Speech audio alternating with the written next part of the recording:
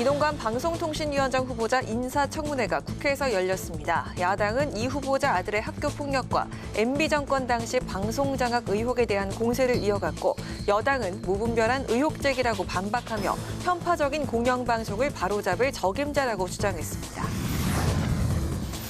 고 김대중 전 대통령 서거 14주기 추도식에 김진표 의장을 비롯해 여야 대표 등 정치권이 총집결했습니다.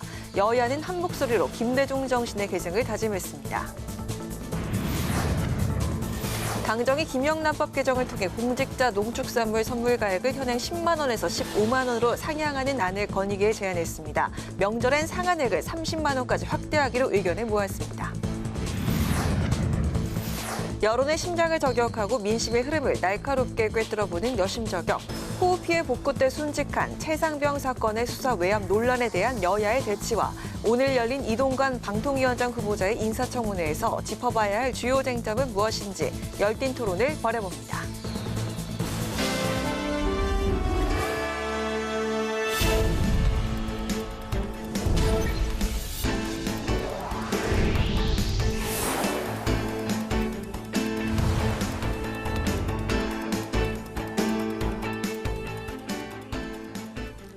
안녕하십니까. 8월 18일 금요일 국회 라이브 6 시작합니다. 오늘 뉴스는 이동관 방송통신위원장 후보자 인사청문회 생중계 관계로 조금 늦게 보내드립니다. 첫 소식입니다. 국회 과학기술정보방송통신위원회에서 이동관 방송통신위원장 후보자의 인사청문회가 열렸습니다. 청문회는 시작부터 이 후보자 자녀의 학교폭력 문제로 치열한 공방을 벌였는데요. 더불어민주당은 청문회 초기부터 이 후보자의 자질을 문제 삼아 사퇴를 촉구했고, 국민의힘은 무분별한 의혹 제기라고 맞받았습니다. 보도에 남수지 기자입니다. 국회 과방위에서 열린 이동관 방송통신위원장 후보자의 인사청문회. 청문회 시작부터 이 후보자의 자녀 학교폭력 논란이 도마 위에 올랐습니다. 더불어민주당은 언론에 알려진 피해 학생들의 진술서로 집중 공세에 나섰습니다. 또 이 후보자 자녀가 선도위 결정으로 전학을 갔다는 건 거짓이라고 주장했습니다. 학폭위가 열렸어야 하는데 그렇지 않았던 점과 사건 이후 이 후보와 김승유 이사장과의 통화는 사실상 외압이라는 겁니다. 국민의힘은 민주당의 주장에 맞서 이 후보자를 적극 두둔했습니다. 여당은 김 이사장과의 통화는 사실이었으나 학폭위 관련 압력 행사가 아니라 전학 시기와 관련한 내용이었다고 주장했습니다. 또 사건의 최초 제보자인 전모교사 본인의 지나친 외부 활동 등으로 인한 징계 리스크를 덮기 위해 매듭지어진 사건을 꺼내들은 것이라고 덧붙였습니다. 선도위 결정으로 전학 조치가 내려졌다 했는데 선도위 개최된 바 없으시죠? 방금 가해 사실이 있다고 반성하고 있다고 얘기했는데도 불구하고 왜 학폭위가 열리지 않습니까?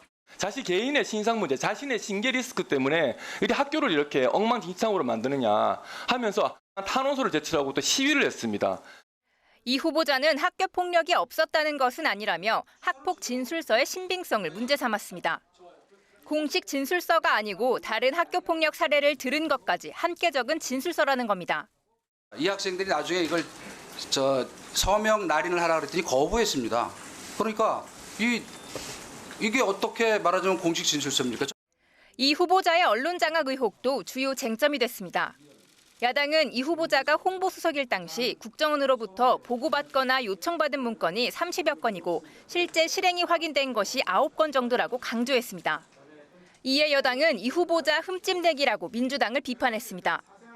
여당은 오히려 문재인 정부 당시 MBC와 KBS가 윤석열 대통령의 비판 방송에 집중하는 등 정치적 편향성을 가졌다고 주장했습니다. 이에 이 후보자는 홍보수석 재직 당시 언론 장악에 앞장섰다면 가혹한 적폐 수사에서 살아남을 수 있었겠냐고 답변했습니다. 또 자신의 언론과는 정권의 편을 들어달라는 것이 아닌 공영방송이면 공정하게 현재 왼쪽으로 기울어진 방송 진영을 똑바로 공정하게 하는 것이라고 강조했습니다. 국회 방송 남수지입니다. 고 김대중 전 대통령 서거 14주기 추도식이 오늘 국립서울현충원에서 열렸습니다.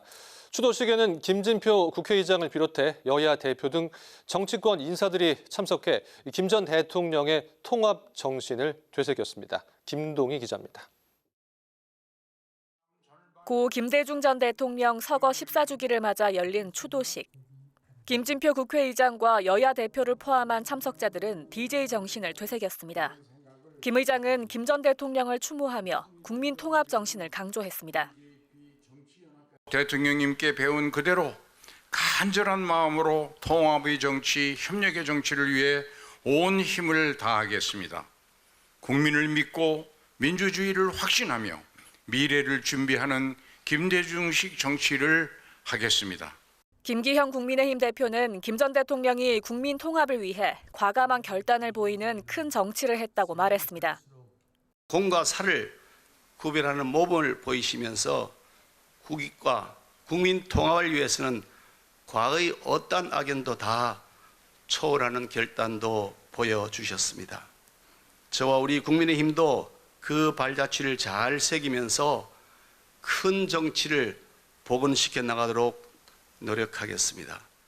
이재명 더불어민주당 대표는 대한민국의 오늘도 민주당의 뿌리도 김대중 정신에서 출발했다고 강조했습니다. 어떤 역경에도 굴하지 않고 국민의 삶과 결의의 미래에 평생을 헌신하셨습니다. 우리는 민주주의의 문을 열고 인권과 정의의 초석을 놓았으며 한반도 평화를 꿈꿀 수 있었습니다. 여야는 논평을 통해 김 전 대통령의 뜻을 기렸습니다.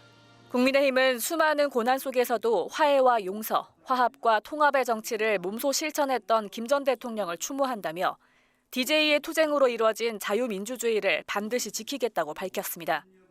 더불어민주당은 김 전 대통령이 꿈꿨던 정의가 강물처럼 흐르고 자유가 들꽃처럼 만발하며 통일의 희망이 무지개같이 떠오르는 나라를 위해 정진하겠다고 강조했습니다. 국회 방송 김동희입니다. 국민의힘이 청탁금지법으로 제한된 농축수산물 선물가액을 상향 조정해달라고 국민권익위원회에 요청했습니다. 김기현 당대표는 오늘 청탁금지법 시행령 개정을 위한 민당정 협의회를 열고 최근 집중호우나 태풍 등 자연재해로 인한 물가 상승으로 내수 경제가 위축되고 있다고 말했습니다. 이어 박대출 정책위 의장은 고통을 받고 있는 업계 피해 회복을 위해 평상시 10만 원, 명절 기간 20만 원인 선물가액의 인상이 불가피하다는 데 뜻을 모았다고 강조했습니다. 보건복지위원회 전체 회의에서 중증 정신질환자의 범죄를 막기 위해 보건복지부가 전국민 정신건강혁신안을 추진하겠다고 밝혔습니다. 최재형 국민의힘 의원은 우리 사회가 중증 정신질환자를 더 관리해야 하는데 조현병과 망상장애 환자 중 정신건강증진사업과 센터를 이용한 비율은 13% 정도밖에 안 된다며 해결책을 주문했습니다.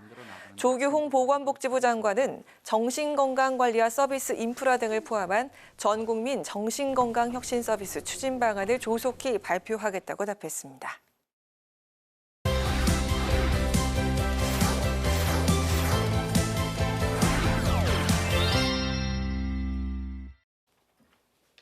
네, 한 주간 있었던 정치권 이슈를 짚어보는 주간 이슈픽 코너입니다. 오늘은 서환한 객원 기자와 함께 알아보겠습니다. 어서 오십시오. 네, 안녕하십니까? 네, 오늘은 제가 진행을 맡은 관계로 서 기자와 함께하게 됐습니다. 잘 부탁드립니다. 네. 네, 오늘 그러면 첫 번째 이슈픽부터 먼저 보겠습니다.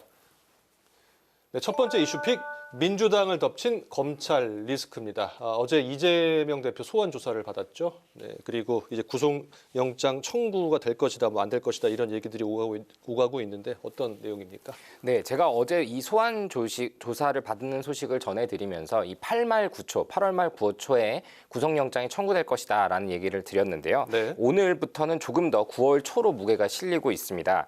검찰은 현재 이 이재명 대표의 혐의가 굉장히 중하다는 입장입니다. 이 어제 이루어졌던 이 백현동 개발 특혜 의혹 사건을 포함해서 현재 수원지검에서도 이 쌍방울 대북 대납 송금 사건이 현재 수사가 진행되고 있거든요. 네. 이미 앞서서 한 차례 국회 문턱을 넘지 못했던 이 대장동 특혜 의혹까지 한꺼번에 혐의를 모아서 구속영장을 청구하는 방안이 거론되고 있습니다. 그렇군요. 일단 이재명 대표는 이 구속영장 실질 심사에 직접 응할 것이다 이렇게 지금 밝힌 상황인데 민주당에서는 이제 8월 말이 더 좋다. 만약에 이제 9월 정기국회가 열린 뒤에 검찰이 청구를 하면은 이것은 뭐 정치적인 판단이다 이렇게 반발을 하고 있는 상황이네요. 네, 그렇습니다. 이재명 대표가 어제 출석을 하면서 구속영장 실질 심사를 받게 되면 피하지 않겠다라는 걸 분명히 밝혔었죠. 네. 그렇다면 지금 이제 관심은 언제 영장을 청구하느냐입니다. 일단 민주당에서는 9월 회기가 시작됐을 때 치는 것은 민주당의 분열을 조장할 수 있다라는 입장인데요. 이 박강원 민주당 원내대표는 오늘 국회에서 열린 이 최고위원회의에서 이 대표의 영장 실질 심사를 막기 위한 국회 회기는 열지 않을 것이라고 분명히 밝혔습니다. 네. 그렇다면 이 현재 8월 임시국회 일정을 좀 짚어봐야 되는데요. 현재 민주당은 이 국민의힘과 25일까지만 임시국회를 여는 것을 논의 중이고요. 국민의힘은 거꾸로 원칙대로 31일까지 국회를 열어야 된다는 입장입니다. 이럴 경우에 9월 1일이 되면 그 이후에는 정기국회가 12월까지 100일간 이어지게 되죠. 네. 그래서 민주당은 26일부터 31일까지 비회기 기간을 희망하는 상황입니다.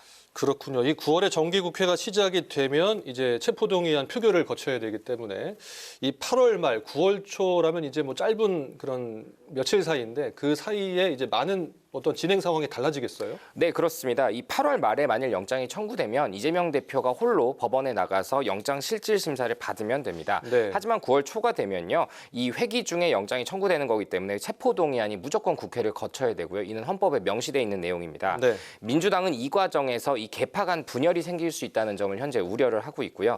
때문에 민주당은 국민의힘과 이 8월 임시국회 중에 비회기 기간을 두는 것을 거부하지 않고 합의하기를 바라는 그런 상황입니다.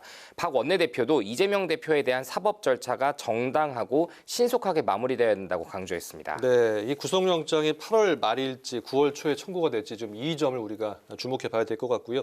이 밖에도 이제 민주당을 겨눈 검찰의 수사가 지금 계속 진행이 되고 있습니다.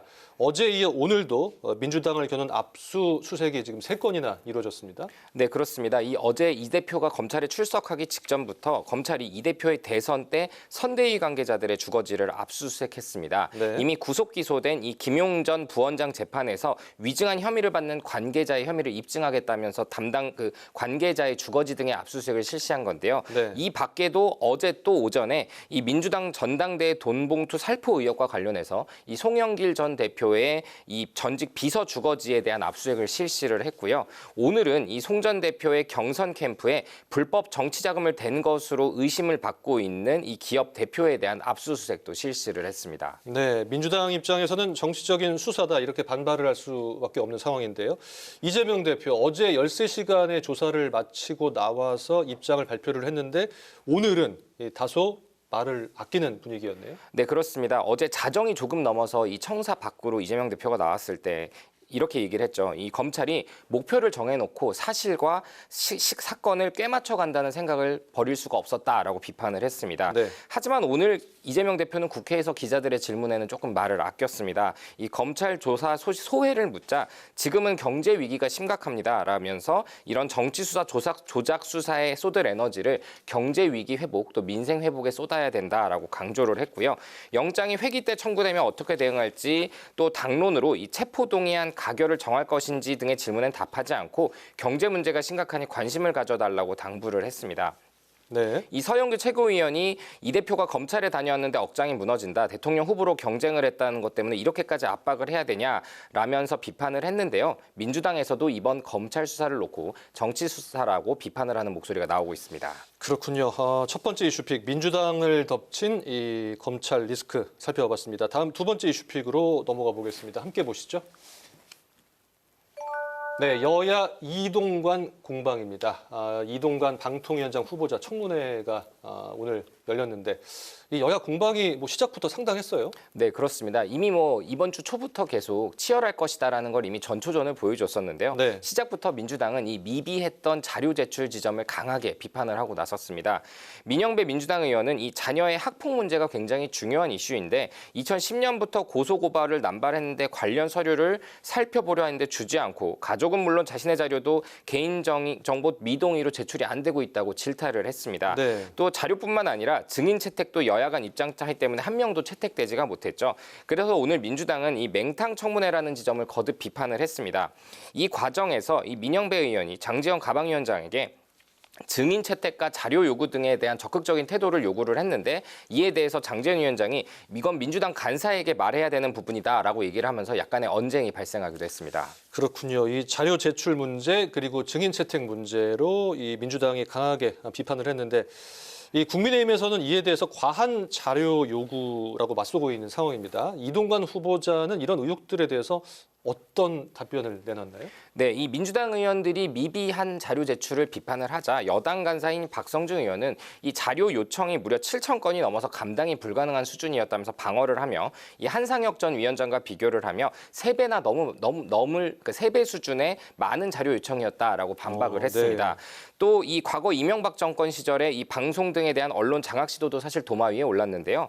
민주당은 이 YTN과 국민일보의 보도를 무마하려 했던 점들을 지적을 하면서 비판을 했는데 이에 이동관 후보자는 동기로서 언론사 입사 동기로서 인정의 호소와 부탁한 것이고 공직자의 신분으로 한 것도 아니며 결국 기사도 나갔다면서 해명을 했습니다. 네. 반면 국민의힘은 이 이동관 후보자에게 현재 MBC와 KBS의 패널이나 이 주요 기사 처리가 정파적이지 않냐라고 물었고 이에 이 후보자는 본인의 생각과 윤석열 대통령의 언론관이 똑같다.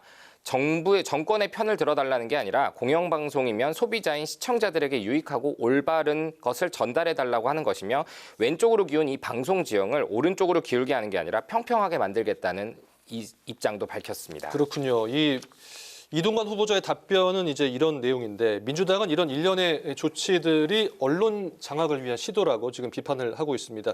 특히 어제 윤석열 대통령이 이제 미국으로 출국하기 전에 예상대로 정연주 방심위원장의 해촉안을 제거했네요.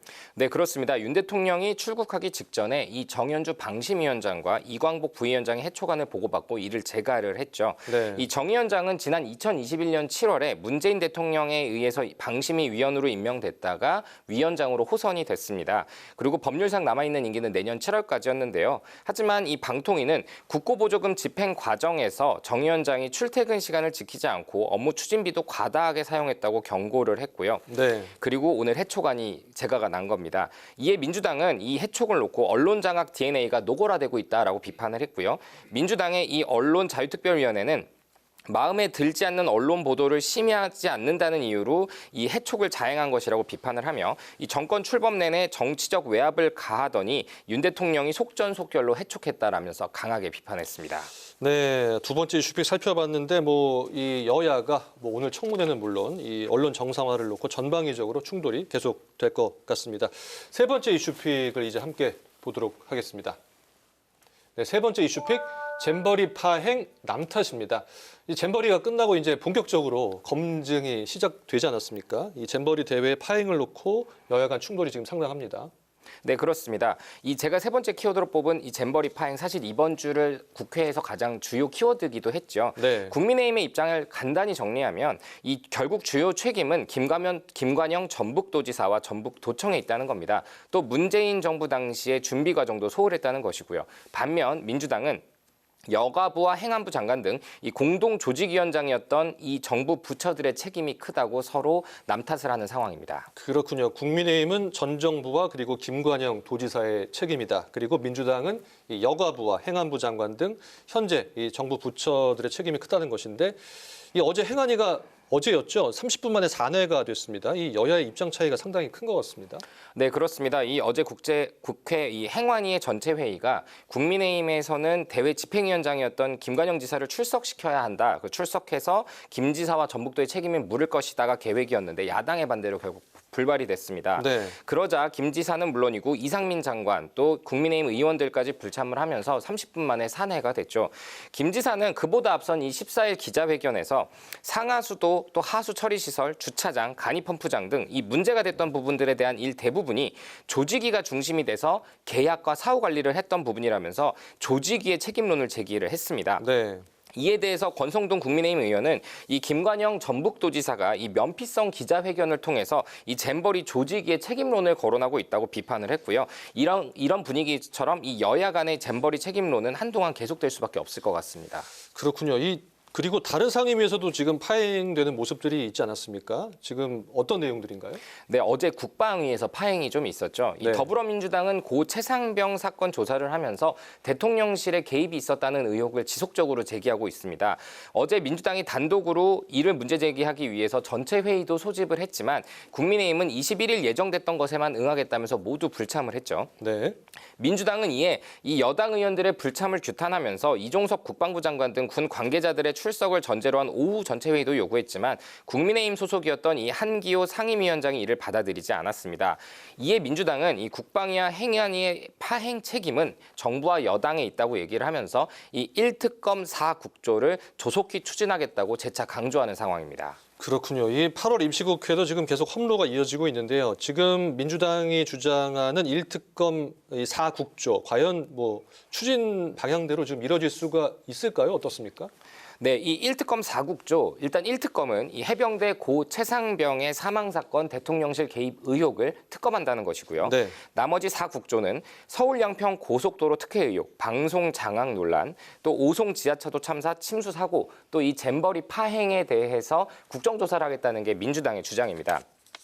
이재명 민주당 대표는 이번 주 내내 이 5대 사건에 대해서 1특검 4국조를 조속히 추진하겠다고 강조를 했지만요. 네. 국민의힘에서는 이 진실규명보다 정쟁이 주된 목적이다라고 비판을 하고 있는데요.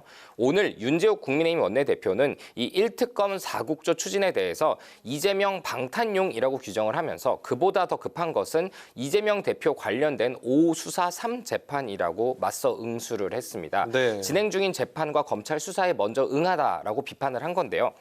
제가 이 첫 키워드로 뽑았던 이 민주당을 겨눈 검찰 수사가 진행되고 있는 흐름 속에서 잇따라 발생하는 이슈들마다 여야가 현재 강대강으로 대치하는 게 맞물리면서 말씀하신 것처럼 이 8월 말 남은 임시국회 일정도 이 여야 간의 원활한 의견 정리는 쉽지 않아 보이는 상황입니다. 그렇군요. 이슈들이 상당히 많고 또 중요하기 때문에 8월 임시국회 계속 지켜봐야 될 것 같습니다. 오늘 주간 이슈픽은 서화난 객원 기자와 함께했습니다. 오늘 말씀 감사합니다.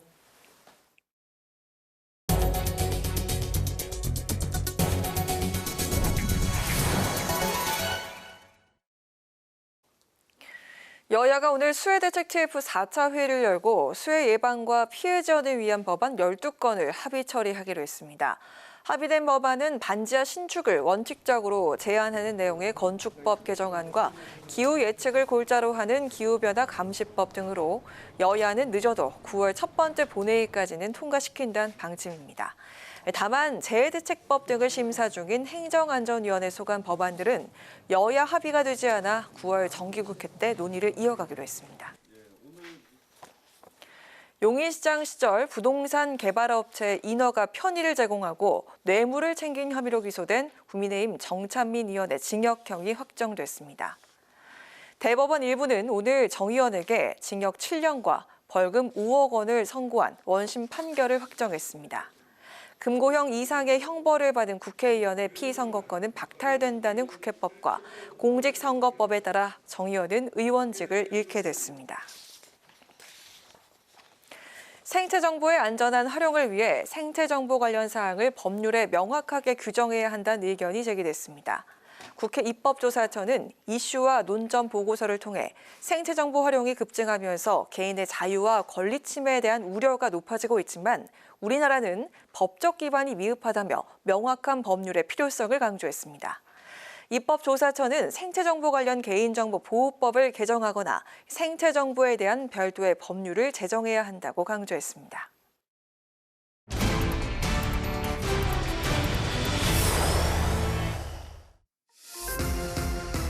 정치 노트, 오늘의 키워드는 캠프 데이비드입니다. 우리 시간으로 오늘 밤에서 내일 새벽 사이 한미일 정상회의가 캠프 데이비드에서 열립니다. 백악관이 아닌 캠프 데이비드에서 만난다는 점이 이목을 끄는데요.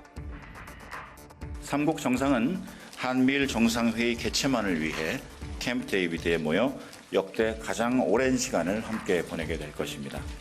이번 한미일 정상회의를 통해 캠프 데이비드는 한미일 삼국 협력의 새로운 장을 연 21세기 외교사의 현장으로 기록될 것입니다.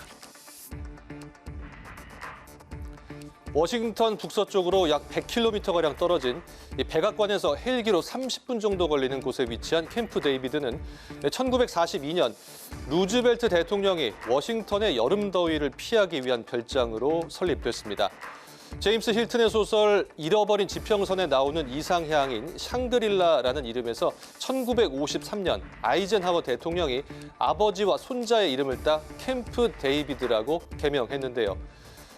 미 해군의 기지로 인정되고 있어서 유사시 대통령의 1차 피난처로 알려져 있기도 합니다. 외부와 차단돼 테러 가능성이 적은 데다 백악관 못지않은 통신시설을 갖추고 있기 때문인데요. 9.11 테러 이후 조지 W. 부시 대통령은 백악관보다 캠프 데이비드에서 더 많은 시간을 보냈고 아프가니스탄의 공격을 위한 강요 회의가 열린 장소도 바로 캠프 데이비드였습니다. 단순한 대통령의 별장을 넘어서 외교사에 있어 중대한 회담이 이루어지긴 무대이기도 했던 캠프 데이비드. 외부의 방해를 받지 않는 분위기 때문에 대통령이 외국 정상을 초청해서 협상이나 담판을 벌일 때 자주 사용됩니다. 루즈벨트 전 미국 대통령은 1943년 이곳에서 윈스턴 처칠 당시 영국 총리와 만나 제2차 세계대전의 종식을 논의하기도 했고 냉전 후 최초의 미소회담도 여기서 열렸습니다. 이때 더 스피릿 오브 캠프 데이비드라는 유명한 용어가 탄생했는데요. 격식에 얽매이지 않은 자유로운 분위기 속에서 합의를 이끌어낸다는 뜻입니다. 여야 지도부도 이번 캠프 데이비드 회담에 대한 기대와 우려를 드러냈는데요. 이런 곳에서 한미일 정상이 만나 안보와 미래 협력 강화를 논의한다는 것은 한마디로 대한민국이 세계 역사의 주요국으로 인정받기 시작했다는 방증입니다. 북한의 핵 그리고 미사일 도발을 철저하게 차단해야 하겠습니다. 삼국 공동의 이익을 위해 경제협력, 미래 기술협력을 다지는 성과가 도출될 것으로 기대합니다. 한미일 세 나라의 다양한 협력은 강화할 필요가 있습니다.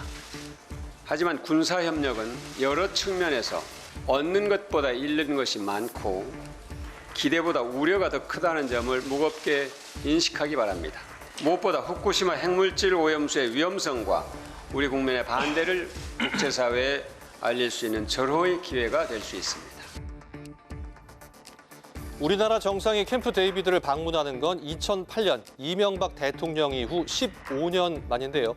당시 이 전 대통령이 노타이 차림으로 골프 카트를 운전해 화제가 되기도 했었죠. 이번 회의에선 특히 캠프 데이비드 원칙과 그 이행 방안을 담은 정신이라는 이 두 개의 문건이 채택될 것으로 전해지고 있습니다. 캠프 데이비드 원칙이 향후 한미일 협력에 지속력 있는 지침을 담았다면 캠프 데이비드 정신은 삼국 협력의 비전과 이행 방안을 담은 공동 성명이라는 것이 대통령의 설명입니다. 우리 시각으로 내일 새벽 4시 한미일 정상의 공동 기자회견으로 캠프 데이비드에서의 일정은 마무리되는데요. 한미일 삼각협의체 창설 등 캠프 데이비드 정상회의 이후 발표될 공동 성명 결과에 귀추가 주목됩니다. 지금까지 정치 노트였습니다.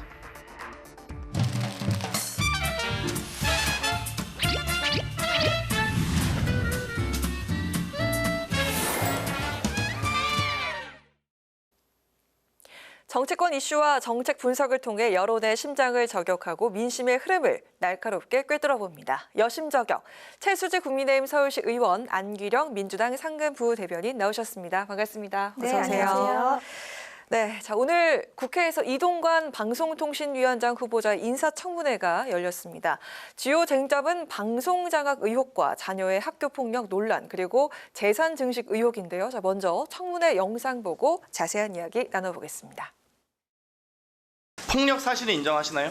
아니 일부 있었겠죠. 후보자께서 이 내신 학폭 네. 그 입장에 대한 해명 자료에 네. 선도의 결정으로 전학 갔다고 하셨습니다. 아니요. 본인 해명을 이태준 번복하지 교장 마시고 선생님이 2015년에 청문회 나와서 얘기를 한 겁니다. 이제 학교 이제 자체적으로 종결을 했지만 강제 전학을 가고자 했는데도 그때 당시에도 그 학생들이 친구가 강제 전학하는 걸 강력하게 반대했다. 네.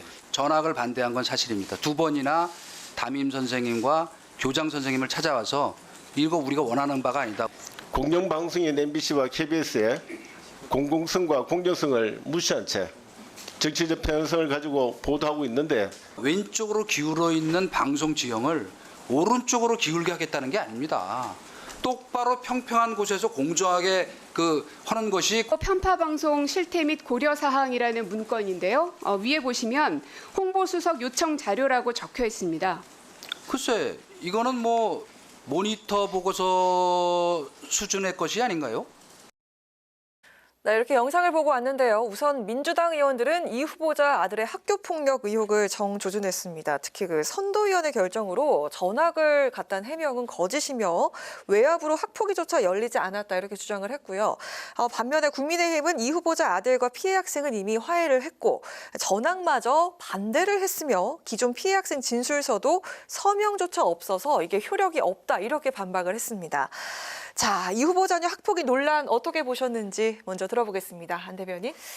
네, 아까 영상에서도 보셨지만 아들의 학교폭력 논란에 대해서 일부 있었겠죠. 이렇게 답하는 모습을 볼 수 있었습니다. 그리고 영상에는 없었는데 뭐 일부 사퇴하겠느냐라는 질의가 있으니까 점심 먹으면서 생각해보겠다 이렇게 답을 하더군요. 그래서 청문회를 어떻게 생각하고 나왔는지 장난으로 생각한 것인지 참 뻔뻔하다라는 느낌이 들었습니다. 아들의 학교폭력 논란과 관련해서도 아주 일부라도 학교폭력 사실 자체가 있었다면 이 청문회 자리에 설 수 없는 것 아닌가라는 생각이 들었습니다. 그리고 시종일관 본인이 불리한 부분은 빼고 유리한 부분만 발췌해서 대응하는 모습을 보였는데요. 먼저 하나하나 좀 짚어보자면 아들과 피해 학생들은 이미 화해를 했다고 했는데 나머지 피해자 3명에 대해서는 언급조차 하지 않고 있습니다. 그리고 최근 전직 한 학교 교사들의 증언이 나왔는데 학생들의 사과나 화해 같은 사실이 없었다라고 나왔습니다. 그리고 선도위의 결정으로 전학을 가게 됐다고 했는데 선도위 자체가 열리지 않았죠. 그리고 뭐 피해 학생의 진술서 같은 경우에도 서명이 없어서 효력이 없다라고 하는데 그 학교폭력 피해자들은 본인이 학교폭력의 공식적인 피해자로 남는 것을 조금 꺼리기 때문에 불명예스럽게 생각하기 때문에 서명을 하지 않는 것이 보통 종종 있는 일이라고 합니다. 그러니까 결국은 좀 사실 확인이 안 된 것처럼 본인이 유리한 부분만 발췌해서 호도하고 있는 모습을 보여줬고요. 이동관 후보자가 처음에 이런 여러 가지 논란이 불거졌을 때 언론에 무분별한 폭로와 가짜뉴스 생산을 멈춰달라고 이야기를 했습니다. 그러나 지금까지 밝혀진 사실을 보면 가짜뉴스를 생산한 사람은 이동관 후보자 본인이 아닌가 싶습니다. 네, 담임교사가 이 문제에 좀 나섰습니다. 피해 학생들이 계속 1년 내내 폭력에 시달린 건 사실이고 화해하지도 않았다 뭐 이렇게 입장을 발표하기도 했는데요. 이렇게 답변해 주신 거에 대해서 또 반박을 해주시죠. 네, 저는 일단 우선 애초에 청문회 본질 기능이 조금 사라지고 있는 것 같아서 청년 정치인으로서 너무 안타깝다라는 생각이 들었어요. 청문회 그 본질적인 기능이 사라졌다. 네, 뭐 공직 후보자에 대한 검증이나 업무 능력에 대한 평가 이런 것들은 조금 전무하고 정쟁으로만 뭔가 이야기가 사적 영역으로만 좀 번져 나가는 것 같아서 안타까웠고요.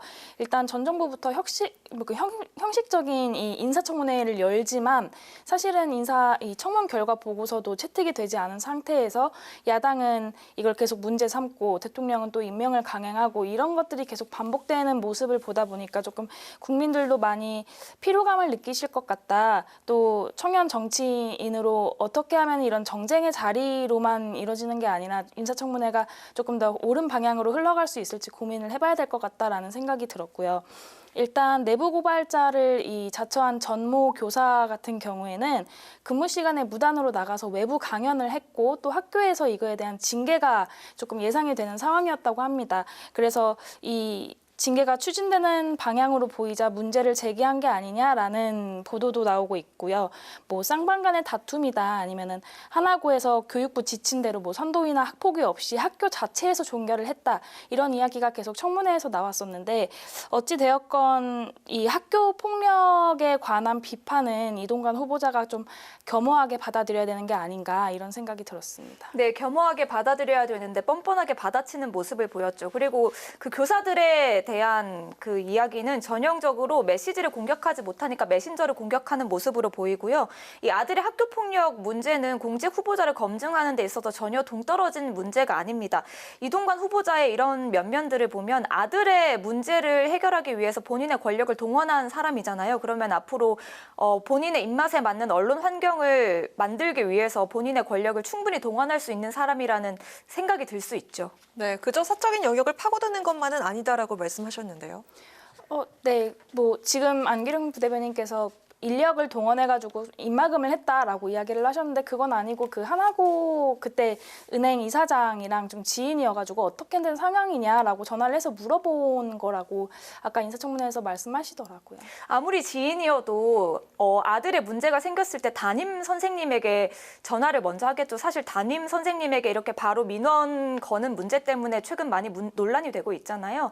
선생님도 아니고 어느 부모가 뭐 자녀의 문제가 불거졌을 때 학교 이사장에게 전화를 할 수 있겠습니까? 아무리 지인이라도 이거는 본인의 그 사적 권력을 동원한 거라고밖에 볼 수 없을 것 같습니다. 네, 저희가 또 이야기를 해볼 문제가 또 더 있습니다. 자, 이번 이 학폭 논란 말고도 또 중요한 쟁점이 하나 더 있죠. 그 이 후보자의 언론 장악 논란인데요. 민주당 의원들은 이 후보가 이명박 정부 시절에 청와대 대변인과 홍보수석을 맡으면서 국정원 문건을 토대로 언론 장악을 지휘했다 이렇게 주장을 하고 있습니다. 이 후보자는 모두 자신의 지시나 보고가 없었던 실무 차원의 일이다 이렇게 대응을 했네요. 네, 국정원 문건들의 그걸 보면 좀 놀랍습니다. KBS 인적 쇄신 추진 방안, 라디오 편파 방송 실태, 연예계 퇴출 대상 이런 제목의 문건들의 우상단에 보면 홍보수석실 요청이라고 되어 있거든요. 명백하게 홍보수석실의 요청이라고 되어 있는데 당시에 왜 수사가 제대로 이뤄졌지 않았는지 좀 개인적으로는 의문이 들고 아쉽다는 생각이 듭니다. 원세훈 전 국정원장이 이 건과 관련해서 수사를 받았고 실형을 선고받았잖아요. 이동관 후보자도 당연히 당시에 수사를 받아야 했는데 좀 제대로 이루어지지 않았다라는 생각이 듭니다. 그리고 이동관 후보자는 본인이 그때 수사를 받지 않았기 때문에 자신은 이 일과 상관이 없다는 건데 홍보수석실 요청 사항을 홍보수석이 모르면 누가 알겠습니까? 거짓말도 좀 적당히 하셨으면 좋겠습니다. 네, 홍보수석실 요청이었는데 본인이 모를 수가 없다라고 말씀하셨네요. 근데 안규령 부대변인도 일을 해보셔서 아시겠지만 당 내에서도 당대표가 지시하지 않은 보고서들이 생산되고 또 보고가 올라가기도 하잖아요. 저는 이동관 후보자가 이야기를 한 것처럼 이것도 모니터 보고서 정도가 아니었을까 생각이 들었고 일단 고민정 의원이 오늘 인사청문회 자리에서 이 보고서를 가지고 나왔는데 뭐 진술, 증언, 제보라는 게 사실은 요즘 너무 난무하고 있기 때문에 이 진위 여부를 먼저 확인해 봐야 한다라는 생각이 들었습니다. 그리고 2021년 부산시장 보궐 당시에도 박형준 후보, 지금 시장이 똑같은 사례였습니다. 이 정무수석 요청 사항에 대한 국정원 보고서 이거가 몇 개가 공개가 되었었는데 다 무죄 판결을 받았고요. 그리고 지금 후보자가 뭐 지시했다 보고받았다의 문제는 좀 개별적으로 분명하게 좀 분리해서 봐야 되는 게 아니냐라는 생각이 들었습니다. 이게 사실 허위 제보나 가짜 뉴스가 너무 많은 요즘이지 않습니까? 윤석열 정부가 들어서서 나서 이 언론사들에 대해서 좀 정면으로 대면을 하고 있는데 철저하게 균형 잡히고 국민이 믿고 볼 수 있는 방송을 만들어 나가고 싶다는데 이게 조금 솔직하게 이게 부적절한 것인지 좀 생각을 다시 해달라는 말씀을 드리고 싶었습니다. 네, 말씀하셨던 것처럼 저도 대변인단에서 활동을 하고 있으니까 이렇게 대변이나 홍보수석이 언론 그 보도를 취합하고 대응을 하는 거는 사실입니다. 하지만 이동관 후보자가 지금 논란이 되고 있는 국정원 이 문건 말고도요. 이동관 후보자가 청와대 대변인 시절 그리고 홍보수석 시절에 대통령에게 보고된 문건들도 있습니다. 여기에 보면 일부 보도들을 문제 보도라고 규정을 하고 표적성 모니터링을 하고 실제로 조치를 취했습니다. 이건 분명히 잘못이거든요. 그러니까 통상적인 모니터링 업무가 이루어졌을 것이다라고 하는 건 굉장히 위험한 발상입니다. 오늘 청문회에서도 국민의힘 박성중 의원이 언론사 동향 파악 정도였을 것이다. 지금 대통령실에서도 하고 있을 것이다. 이렇게 이야기를 했거든요. 굉장히 위험한 발언입니다. 과방위의 여당 간사잖아요. 그런 사람이 이거 언론 장악이 당연히 일어나고 있는 일일 수 있다. 이렇게 생각하는 저는 인식으로 보였습니다. 언론 장악이라고 보시면 안 되고 사실 YTN 같은 경우도 그 서현역 사건 관련해가지고 보도를 하면서 그 최원정 피의자 보도에 이동관 후보자 얼굴이 나가서 좀 논란이 되지 않았습니까? 네네. 그 서현역 당시 그 사건에요. 네, 그렇죠. 그래서 이게 뭐 0.5초, 1초 만에 사실은 발견하고 내릴 수도 있는 문제였는데 이게 10초 이상 지속이 됐다는 것은 조금 이런 것들에 대한 지적은 분명하게 좀 해줘야 되는 게 맞는 것 같다라는 말씀드립니다.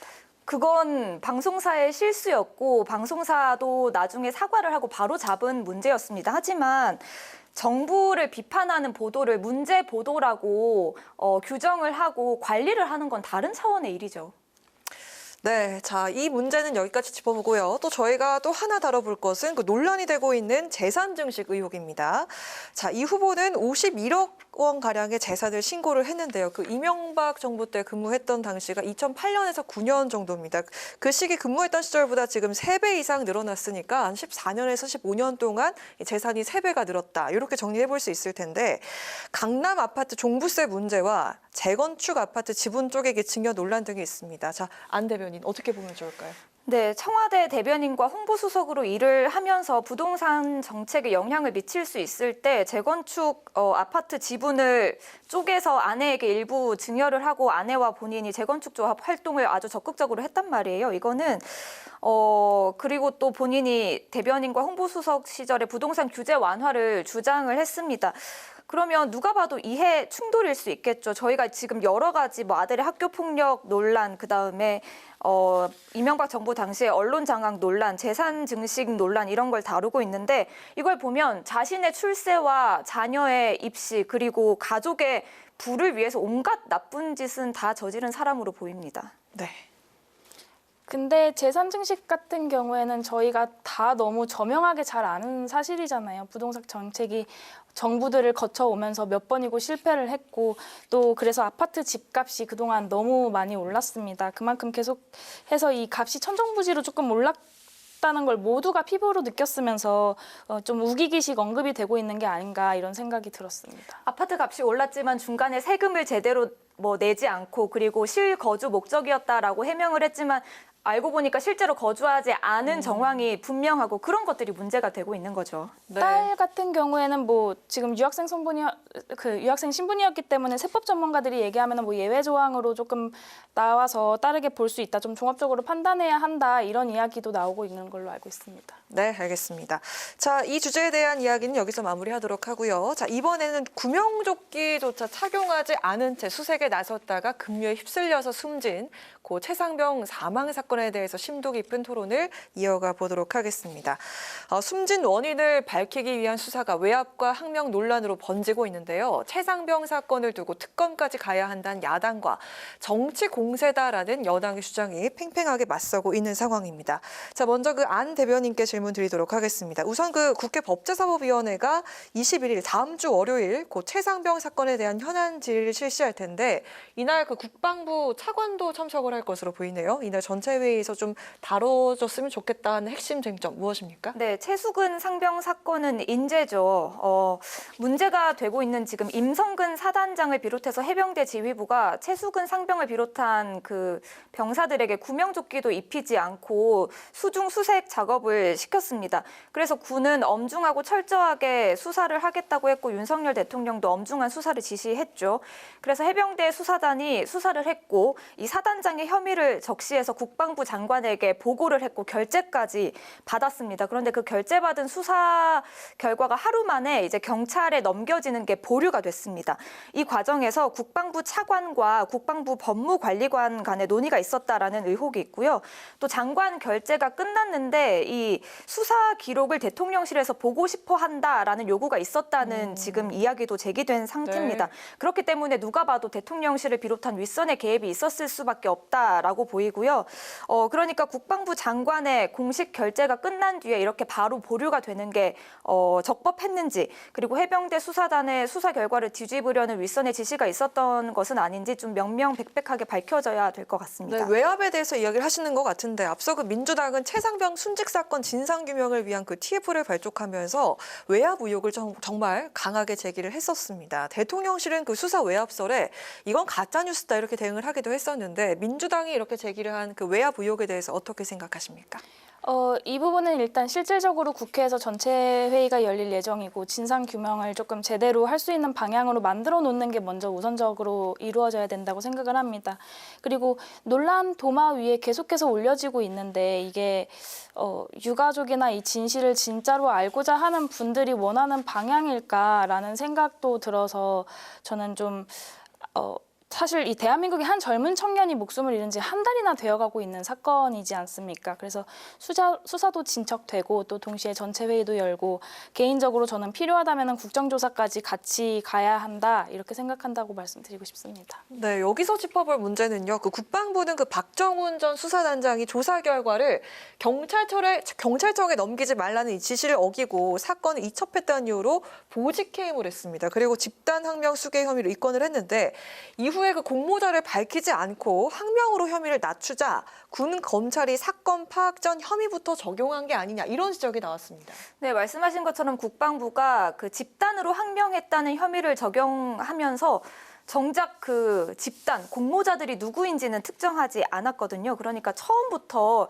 일단 무거운 강한 혐의를 적용해놓고 수사를 시작한 것 아니냐라는 지적이 나오고 있습니다. 그러니까 이 박정훈 대령을 최대한 강하게 처벌하기 위해서 압박하기 위해서 죄를 정해놓으려 했다고 밖에는 좀 해석이 될 수 없는 부분 같습니다. 네, 국방부가 그 경찰 이첩을 번복하고 직할 수사기관에 재검토하게 한 이 최상병 사망 사건 결론이 곧 나오게 될 텐데 어떤 내용이 과연 담겨 있을까요? 이를 엄정하게 수사하고 좀 책임 소재를 가리는 것은 수사 당국은 물론이고 정부까지도 당연히 책무로 느껴야 된다고 생각을 합니다. 근데 재검토는 일단 임성근 해병대 제1사단장 등 지휘부의 업무상 과실치사가 있다. 이렇게 혐의가 적용되는 것으로 나는 결론이 나올 것으로 저는 예상을 하고 있는데 철저하게 좀 사실에 근거해서 실체적인 진실을 밝힌 재검토 보고서가 나왔으면 좋겠다는 생각을 들었습니다. 네, 그 한 언론 그 단독 보도가 나왔던데 국방부 조사본부의 재검토 중간 결과 역시 앞서 해병대 수사단이 했던 것과 같은 결과를 그러니까 임성근 사단장의 혐의가 중대하다는 결론을 내릴 것으로 보인다고 이제 보도를 했더라고요. 네. 그러니까 앞으로 이렇게 된다면 임성근 사단장의 거취에도 변화가 있을 수밖에 없고 지금 국방부가 시간 끌게 하려는 거 아니었냐, 임성근 구하게 하려는 것 아니었나 이런 비판, 더 큰 비판에 직면할 수 없을 것으로 보입니다. 시간 끌기 논란이 일어날 수밖에 없다는 그런 상황을 말씀해 주셨는데요.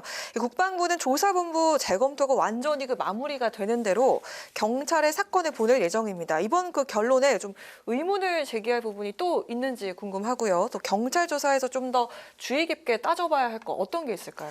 네, 일단 국방부가 재검토를 했잖아요. 사실 이번 논란은 국방부가 스스로 키운 측면이 큽니다. 법에 따라서 군 내에서 사망 사건이 벌어졌을 때는 민간 그 수사기관, 사법기관 그러니까 민간 경찰이 수사를 해야 되고 군은 지체 없이 경찰에 이첩 넘겨야 됩니다. 그런데 국방부는 지금 경찰에 넘기기를 잠깐 멈추고 다시 검토를 하겠다라고 했는데 여기서 법률적 검토를 해야 된다라는 취지를 밝혔거든요. 그러니까 앞서 얘기한 대로 수사는 경찰이 하는 것이고 국방부는 빨리 넘기기만 하면 됐는데 그런 군이 지금 법률적 검토를 한다는 것 자체가 좀 설득력이 떨어진다는 지적이 나옵니다. 그러니까 좀 시간을 끌려는 거 아니었냐, 앞서 말씀드린 대로 임성근 구하기에 나섰던 거 아니었냐 이런 이야기가 나오고 있고요. 앞서 대통령실이 외압 의혹을 좀 부정하면서 임성근 사단장이 누구인지 언론을 보고 알았다라고 했거든요. 네네. 좀 저는 어이가 없었습니다. 임성근 사단장은 차기 해병대 사령관으로 거론되는 인물이기도 하고요. 이명박 정부 시절에 지금 대통령실의 실세라고 꼽히는 김태효 국가안보실 1차장 그리고 국방부의 이종섭 장관과 함께 근무한 이력이 있습니다. 그러니까 항명은 지금 박정훈 대령과 관련해서 밝혀둬야 될 문제가 아니고 대통령실이 밝혀야 될 것은 바로 이 임성근 소장의 윗선이 누구인지일 것 같습니다. 네, 결국 그 과실치사로 유지가 될 것 같다 이런 전망들이 많죠. 앞서 이재명 민주당 대표는 최상병 이 죽음, 은폐 시도는 국민 항명죄다 이렇게 특검을 통해서 규명을 하겠다 이렇게 강조를 했는데 이 민주당 측의 대응이 적절하다고 보십니까? 국정조사건 특검이건 필요하다면 당연히 해야죠. 민주당에서는 지금 뭐 1특검 4국조를 추진하겠다 이렇게 이야기를 하는데 사실 이 특검 같은 경우는 검찰 수사 단계도 가지 못한 사안이기도 하고 4개 국조를 동시에 진행하는 게 과연 가능할 것이냐 민주당 안에서도 조금 소리가 나오고 있다고 하더라고요. 그리고 이 국민항명제 저는 이재명 대표가 쓸 말은 아니지 않나라는 생각이 들었습니다. 검찰 출석 앞두고 강성 지지층을 좀 동원하는 모습도 보여줬고 검찰청 앞에서 입장문을 낭독하고 자신 혐의에 대해서는 전혀 얘기를 안 하고 이 노골적으로 정치 선동만 했던 사람이지 않습니까? 이게 네. 법의 심판을 제대로 받으라는 국민들에게 항명을 하지 않는 항명을 하고 있는 국민 항명제 이게 진짜 국민 항명제가 아닌가 이렇게 이야기를 하고 싶고요. 네. 사실 박태출 정책위 의장이 표현한 것처럼 1특검 4국조보다 더 중요한 것은 지금 이재명 대표의 5수사 3재판이라는 것을 지적하지 않을 수가 없습니다. 네, 갑자기 그 이재명 대표에 대한 공격으로 훅 들어왔습니다. 뭐 이번 검찰 조사에서의 그 지지자들 한 200여 명 함께 했던 그 장면도 함께 언급을 하셨는데요. 뭐 한두 번 있는 일이 아니라서요. 네. 사실 뭐 국민의힘에서는 민주당이 뭐 민생과 관련해서 뭔가를 해보려고 해도 그건 다 이재명 지키기 아니냐 이렇게 몰고 가잖아요. 한두 번 있는 일은 아니라서 별로 놀랍지는 네. 않습니다. 그리고 지금 이건 나라를 지키기 위해 자식을 군에 보내놨더니 주검으로 돌아왔습니다. 최수근 상병은 왜 구명조끼도 입지 못하고 무리하게 수색에 투입됐는가 여기에 대한 답을 내리면 되는 것입니다. 그런데 지금 정부에 누구도 책임지지 않고 있잖아요. 제가 아까 말씀드렸듯이 임성근 사단장이 누구인지 언론을 보고 알았다 이런 이야기나 내놓고 있고 국민적 의혹과 공분이 아주 커지는 상황입니다. 이런 상황에서 정부의 자체 조사, 정부의 이야기를 누가 믿겠습니까? 그러니까 특검을 통해서 사건의 진상을 공정하고 객관적으로 규명해야 할 때라고 봅니다. 네, 그리고 좀 의문이 드는 그 해병대 판단이 하나 있습니다. 그 안 대변인께 마지막으로 여쭐까 하는데요. 해병대 사령부가 그 최상병 유족의 수사 기록 정보 공개 청구를 거부를 했습니다. 그 수사단이 파악한 혐의 내용이 담긴 그 사건에 대한 인계서 그리고 경찰이 이첩하려는 그 자료들의 기록 목록, 수사단이 유가족들에게 설명했던 그 자료를 요청을 했다가 거부를 당한 건데요. 이 해병대 판단이 옳았다고 생각을 하십니까? 그러니까요. 해병대는 혐의가 적시된 당사자들의 권리를 침해한다며 거부를 했거든요. 그런데 뭐 해병대가 지킬 게 이 당사자들의, 그러니까 혐의 당사자들의 권리인지 아니면 최수근 상병의 죽음의 원인이어야 할지 유족들의 억울함을 푸는 것이어야 될지 잘 모르겠습니다. 사실 이 해병대 수사단은 7월 말에 유가족을 만나서 수사 결과를 보고했습니다. 설명을 들은 유가족의 이견이 없으면 이걸 국방부 장관에게 보고를 하고 결재가 나는 거였거든요.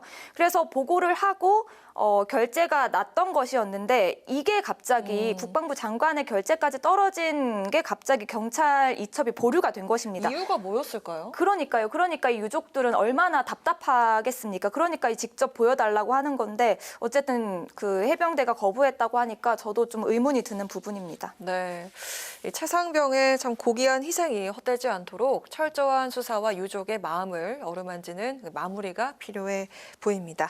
자, 지금까지 최수지 국민의힘 서울시 의원, 안기령 민주당 상근 부대변인과 함께한 여심 저격 시간이었습니다. 두 분 말씀 오늘 고맙습니다. 네, 오늘 국회 라이브 6 여기까지입니다. 시청해주신 여러분 고맙습니다. 편안한 주말 보내십시오.